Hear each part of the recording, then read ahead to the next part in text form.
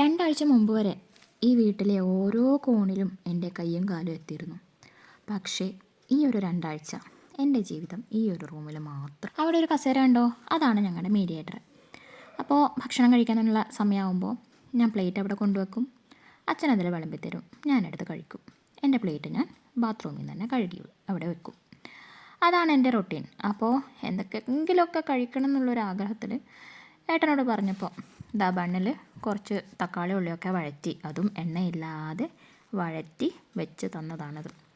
എന്നാലും അത് സ്വർഗം. തിന്ന് ശീലിച്ച വായല്ലേ, അപ്പോൾ എന്തെങ്കിലും ഒന്ന് തിന്നാതിരിക്കുമ്പോൾ വല്ലാത്തൊരു സങ്കടമാണ്. അപ്പോൾ സമയം 11 മണി ആവാറായിട്ടുണ്ട്.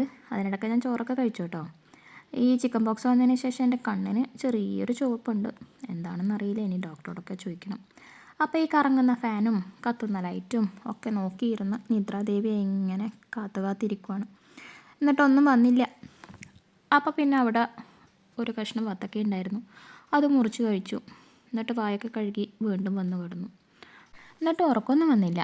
പിന്നെ കുറേ സമയം പാട്ടൊക്കെ കേട്ട് എന്തൊക്കെയോ ആലോചിച്ച് അങ്ങനെ കിടന്നു. എപ്പോഴോ ഉറങ്ങിപ്പോയി.